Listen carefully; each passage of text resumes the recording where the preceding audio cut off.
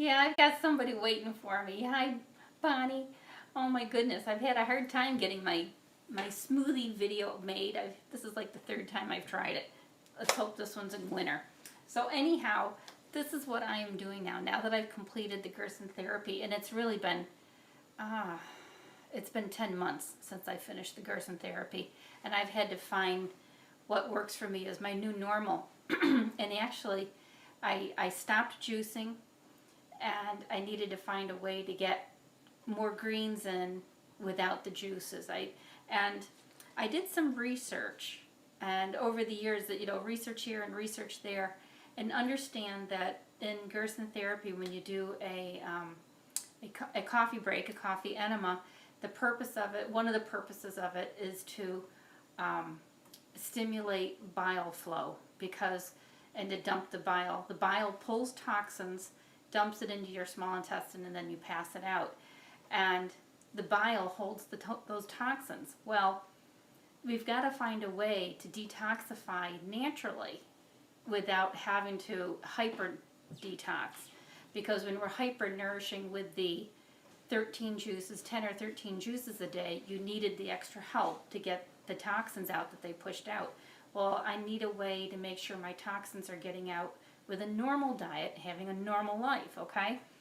And what I found was that fiber, when we eat foods with fiber, and we're not talking about a processed food that has fiber added to it, like some sort of protein bar or something like that, or cereal with added fiber.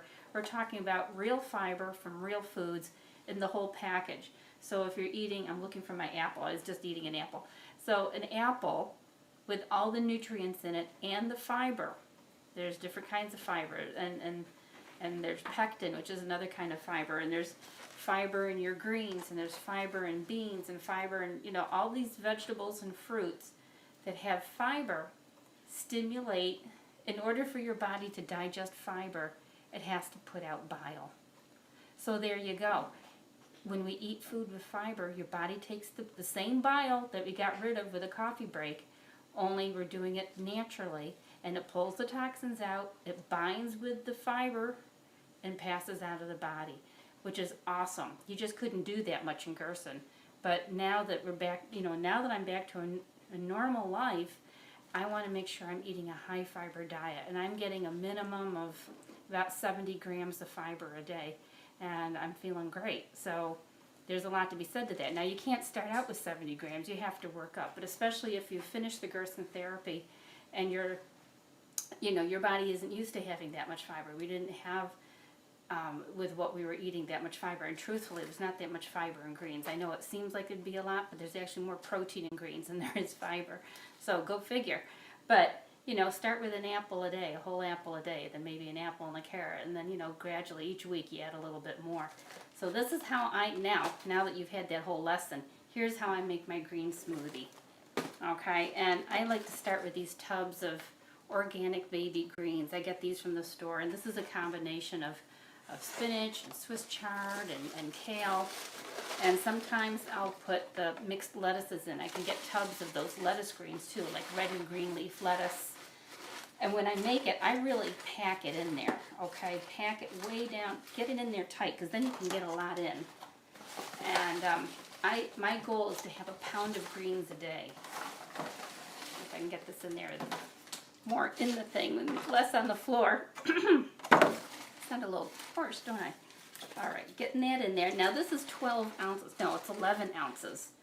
And to get my pound, I could either go with another tub, like with the lettuces, like I said, or sometimes I'll just add I'll get some greens. I got some nice collard greens at the farmer's market today. This is about a third of the whole pack that it was, and it was $3 for the whole pile, and I'm using a third, so that's only $1 for that. So that's a lot cheaper than buying a tub of the greens.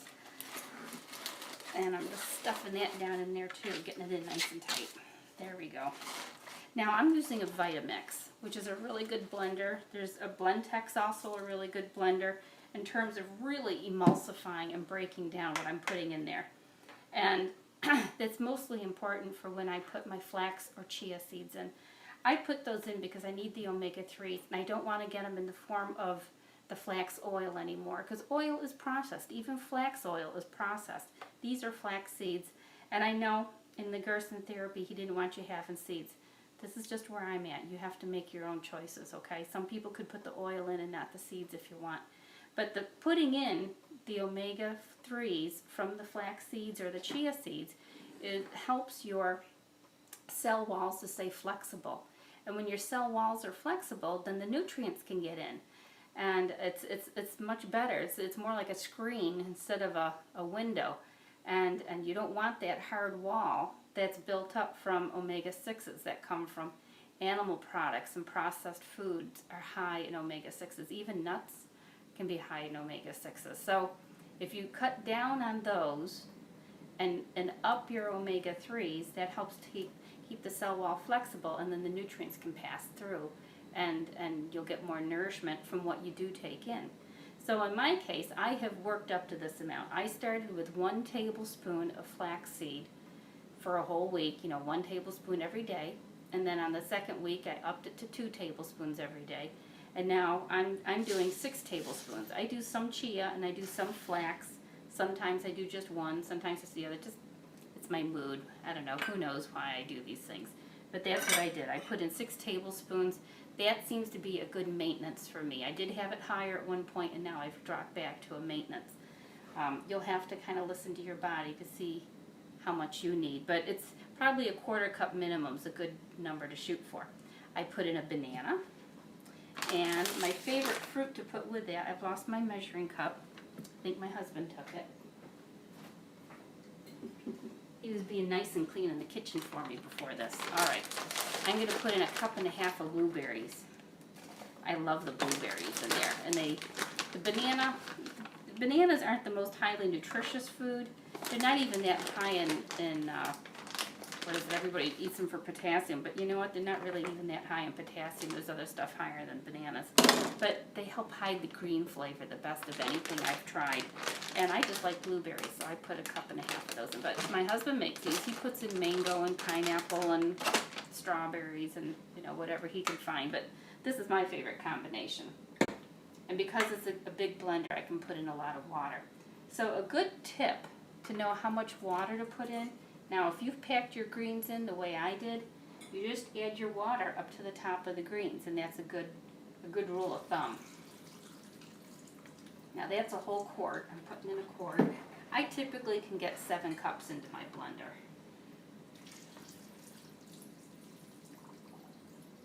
And I'm going beyond my greens because I can get it in. Well, I'm going to put, yep, there's my 7 cups. There we go. And this is going to be noisy. Just bear with me because later I'll cut it out of the video. But I think I have banana, blueberries. Yep, that's it. Hang on.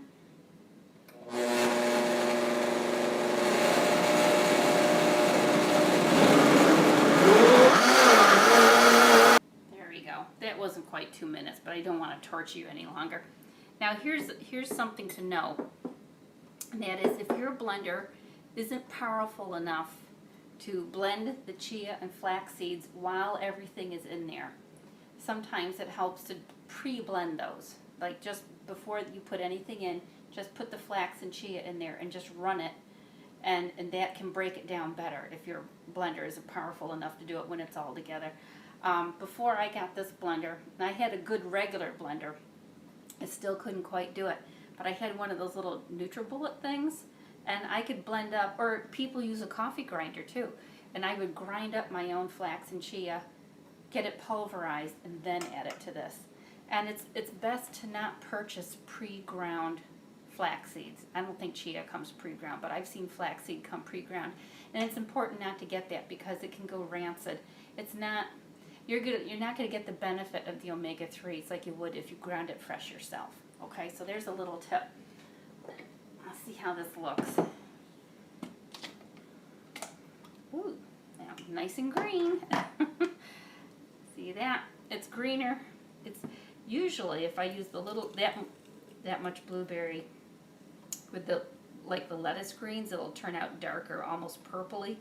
But the collard greens really make it green, and I can smell them. They have a stronger flavor. I wouldn't suggest starting out with that. And you know what? If you haven't done these before, you're probably going to want less greens and more fruit to get started with until you can get yourself used to it.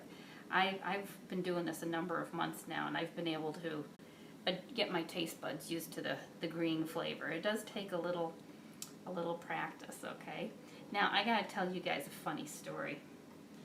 A few months ago, I was out of town, and I had taken a bunch of food with me, but I was in one of those situations where I just needed to stop someplace and pick up something. So I forget where I stopped. It was, I think, a Mexican restaurant, but they had something on the menu that I thought I could have, so I got it. And got it to go, got out to the car, and I'm driving along, and I stopped to eat my meal, and they hadn't put any silverware in there. And there was no, I think it was like beans and rice or something. I thought, how am I going to eat this without any silverware? And it's a little tough to eat with your fingers. Then I remembered back in my cooler, I had collard greens. And that's what I put in here. And collard greens are that great big leaf and a handle. Well, I cut the handles off, and it just goes to show you, I had been teaching myself how to use chopsticks the last few months. And I took them apart, and there you go. I had chopsticks, and I was able to eat my meal with my collard green chopsticks. So you just never know how these little things that you learn can benefit you. Because the last few months of Gerson therapy, I was getting a little stir crazy, and I started eating all my meals with chopsticks just because I needed something to do. So, eating each little thing individually. But now I'm pretty good at chopsticks, and I can go to a Chinese restaurant where they just steam the vegetables for me, and I'm doing pretty good with that. So that's it. Here's my smoothie. I didn't even show it to you finished. I got 3 quarts like this. I can hear somebody. Love it. Way to be innovative. Yeah, with the chopsticks. That's right.